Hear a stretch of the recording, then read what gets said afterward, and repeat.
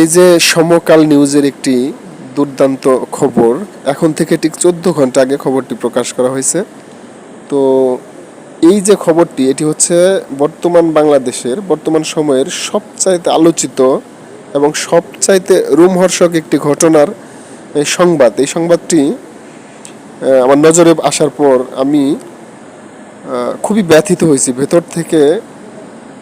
আমাকে মানে খুব আহত করছে খবরটা। আর কেন আহত হয়েছি সেই বিষয়ে দুটি কথা আমি বলবো স্টেপ বাই স্টেপ, একটু ধৈর্য সহকারে যদি শোনেন প্লিজ। তো আপনারা দেখতেই পাচ্ছেন খবরের এই শিরোনামটি, কমেন্টে বিস্তারিত আছে আর কি, আমি কমেন্টের দিকে যাচ্ছি না। তো এখানে কি লেখা হয়েছে যে মাগুরার শিশুটির পরিবারকে পাকা ঘর করে দেওয়ার আশ্বাস জামায়াত আমিরের। তো এই এই এই কথাটাই আসলে মানে আঘাতপ্রাপ্ত হয়েছি। এই কারণে আঘাতপ্রাপ্ত হয়েছি, আমার এই বিষয়ে এই যে শ্রদ্ধেয় জামায়াত আমির, ওনার নাম আমি উচ্চারণ করব না, তো জাস্ট আমির সাহেব, আপনার প্রতি আন্তরিক শ্রদ্ধা এবং সম্মান এবং ভালোবাসা রেখে আপনার প্রতি আমার দুইটা জিজ্ঞাসা। যারা এই ভিডিওটা দেখবেন, অনুরোধ করব যে আপনারা ভিডিওটা একটু শেয়ার করবেন, যাতে তিনার পর্যন্ত না পৌঁছালে অন্তত তিনার ভক্ত অনুরাগীদের পর্যন্ত যেন পৌঁছায় খবরটা, যে আমি একজন অধম বাংলাদেশের একজন নগণ্য নাগরিক দুইটা প্রশ্ন রাখছি আমির সাহেবের কাছে।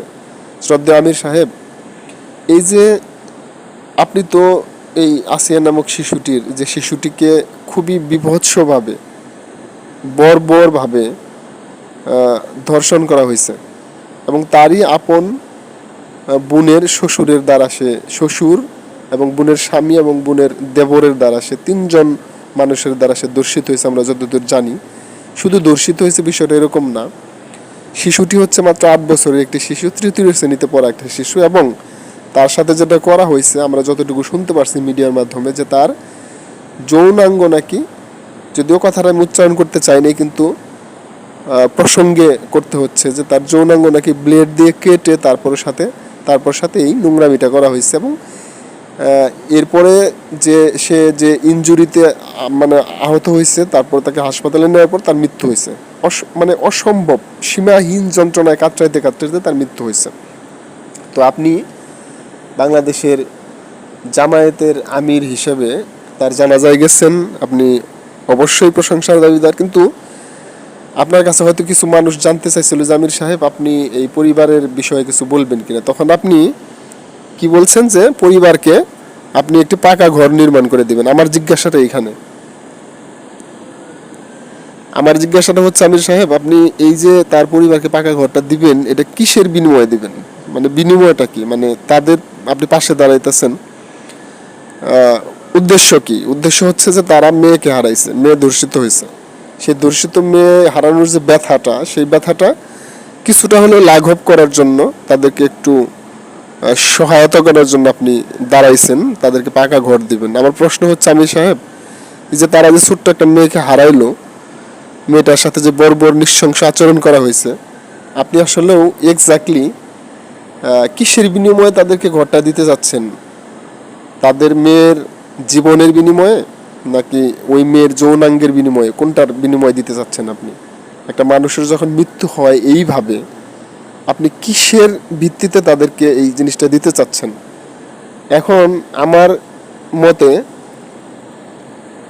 এই যে আপনি তাদেরকে ঘরটা দিবেন, সেই ঘরটায় যতদিন তারা বসবাস করবে, ততদিন এই ঘরে বসবাস করার কারণে তাদের মেয়ে হারানোর সেই যন্ত্রণাটা তাদের বারবার তাদের স্মৃতিতে আসবে এবং ভুলতে পারবে না। যখনই তারা এই ঘরের দিকে তাকাবে, ঘরের চার দেয়ালের দিকে তাকাবে, ঘরের ভিতরে খাবে, শুবে, বসবে, প্রতিটা মুহূর্তে তাদের সেই হারানো মেয়ের কথা, সেই হারানো মেয়ের মানে যন্ত্রণায় ছটফট করে মৃত্যুর কথা, তার সাথে যে পাশবিক আচরণ করা হয়েছিল, সেই আচরণের সেই স্মৃতিগুলা, দৃশ্যগুলা, সেই মর্মবেদনাগুলা তারা মনে করতে থাকবে, তাই নয় কি আসলেও? তো আমি বুঝি না যে আপনারা কিভাবে এই চিন্তাগুলো করেন, কেন করেন। আপনি যদি বেয়াদবি নেবেন না, আমি যদি ঘটনাটা একটু ঘুরাইয়া বলি, যেমন ধরেন যে আপনি একজন আমির সাহেব, আপনি অনেক ধনী মানুষ, ধরেন আমি ধরে নিলাম যে আপনার একটা 3তলা বাড়ি আছে, তো আপনার এই আসিয়ার সমান 8 বছর বয়সী একটা ছোট্ট মেয়ে আছে, কোনো ঘটনার পরিপ্রেক্ষিতে সেই মেয়েটি ধর্ষিত হইলো, ঠিক এইভাবে বিভৎসভাবে ব্লেড দিয়ে কেটে কেউ দর্শন করে তাকে মেরে ফেললো। মেরে ফেলার পর সেই ধর্ষক বেঁচে আছে এখনো, যদিও সে আইনের হেফাজতে আছে, বিচার প্রক্রিয়াধীন। একটা ধর্ষকের বিরুদ্ধে সবগুলো প্রমাণ থাকার পর ধর্ষক নিজের মুখে ম্যাজিস্ট্রেট আদালতে স্বীকারোক্তি দেওয়ার পরও তাকে এখনো পর্যন্ত বিচারের সামনাসামনি করা হয় নাই, ফাঁসিও দেওয়া হয় নাই, মৃত্যুদণ্ডও দেওয়া হয় নাই, রায় দেওয়া হয় নাই, এখনো বিচার প্রক্রিয়াধীন। ঠিক এই অবস্থায় যদি আপনার সাথেও 100 গুণ ধনী কোনো মানুষ, কোনো আমির সাহেব, কোনো আলেম সাহেব আইসা আপনার সেই মেয়ের জানাজা আইসা যদি ঘোষণা দেয় যে যেহেতু আমির সাহেবের মেয়ে ধর্ষণ হয়েছে, ধর্ষিত হয়েছে, মারা গেছে, তা আমি আমির সাহেবের প্রতি সমবেদনা জানাই তাকে একটা 10 তলা বাড়ি করে দেব, আপনি কি খুশি হবেন? আপনার 3 তলা বাড়িটা যদি 10 তলা হয়ে যায়, আপনার মেয়ের জীবনের বিনিময়ে, তার যৌনাঙ্গের বিনিময়ে, তার সাথে যে পাশবিক নির্যাতন করা হয়েছে সেই ব্যথা ভোলানোর জন্য আপনাকে যদি 10 তলা বাড়ি দেওয়া হয়, আপনি কি খুশি হবেন?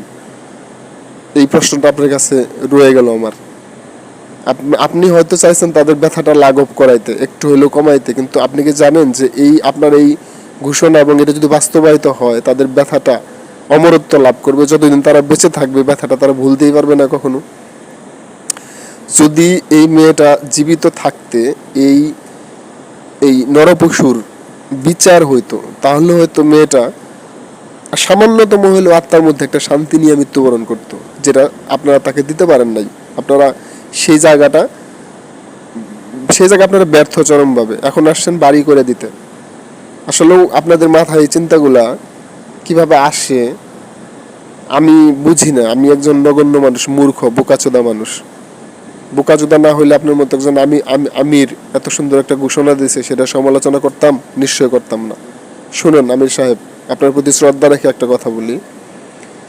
এই যে মেয়েটা না ধর্ষিত হয়েছে, এখন মারা গেছে মেয়েটা, তার আপনারা আসছেন তার জীবনের বিনিময়ে দাঁড় করাইতে, তার যৌনাঙ্গের বিনিময়ে দাঁড় করাইতে। এই টেন্ডেন্সিটা আসলেও আমার কাছে মনে হচ্ছে কোনটা জানেন, যে ওই যে আমরা আমাদের শরিয়াতের আইনে যেমন একটা মেয়েকে বিবাহ করলে তাকে দেনমোহর দিতে হয়। আমি বিভিন্ন রিসোর্স থেকে এটা নিয়ে একটু গবেষণা করে দেখলাম যে এটা নাকি একটা নারীর যৌনাঙ্গের মূল্য নির্ধারণ করা হয় তার ইচ্ছা অনুযায়ী এবং মেয়ের চাহিদা অনুযায়ী। মেয়ে যেটা চায় অথবা মেয়ের পক্ষ থেকে যেটা দাবি করে সেটা দিতে হয় দেনমোহর।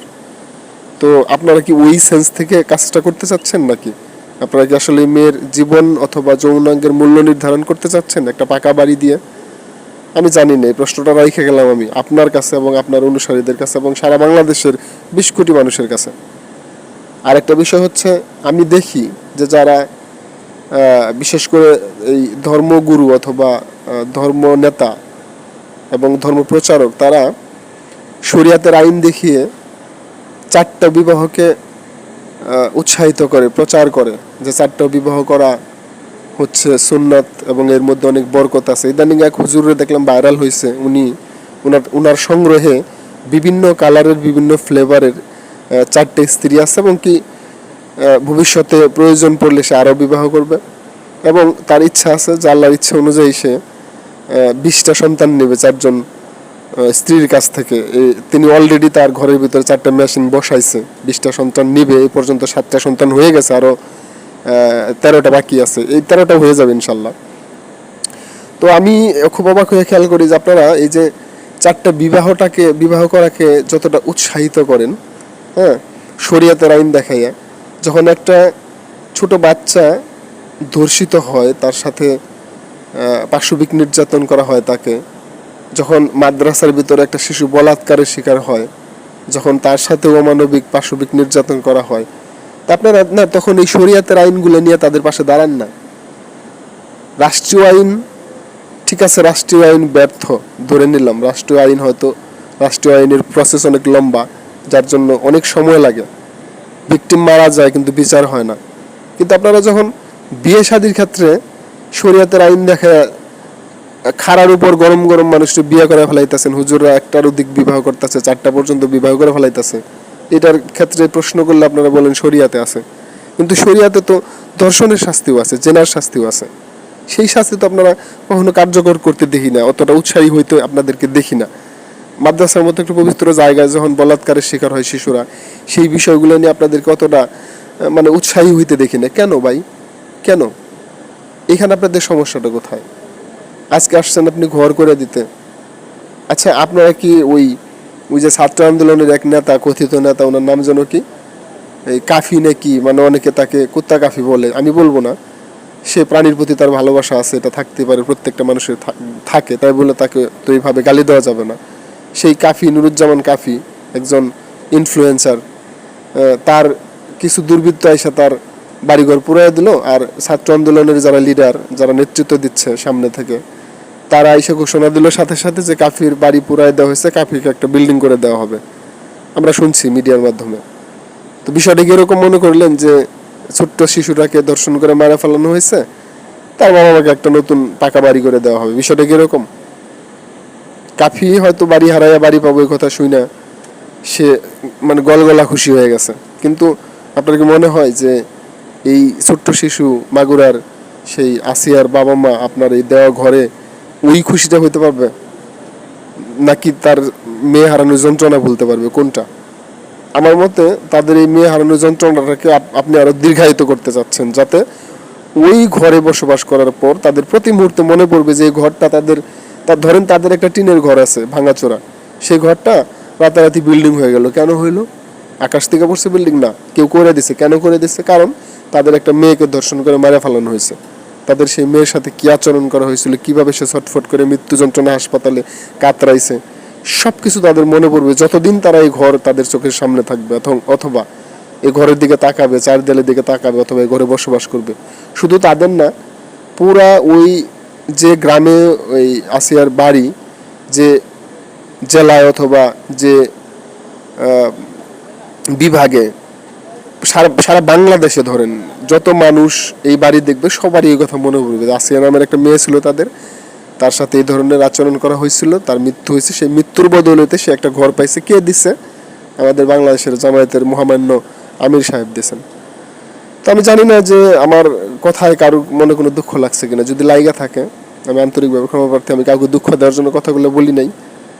আমার আক্ষেপের জায়গাটা ছিল এখানে যে আপনারা বিচার কার্যকে দ্রুত সময়ের মধ্যে সম্পন্ন করার তাগিদ অনুভব করার চাইতেও বেশি তাগিদ অনুভব করলেন তাদের বাড়ি করে দেওয়ার ব্যাপারে। আপনি বাড়ি করে দেওয়ার ঘোষণাটা খারার উপরে দিয়ে ফেলাইলেন, কিন্তু এই ঘোষণা আপনি দিতে পারেন নাই যে বাংলাদেশের আইন যদি আগামী 24 ঘন্টার মধ্যে তার বিচার কার্যকর না করে আমরা শরিয়তের আইনে তার বিচার করে দেব।